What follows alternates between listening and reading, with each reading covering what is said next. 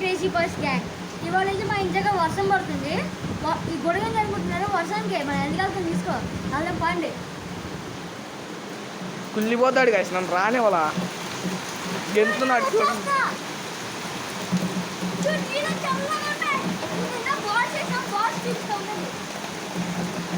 చచ్చిపోయి చూసారా గాయస్? నన్ను రాని చూపి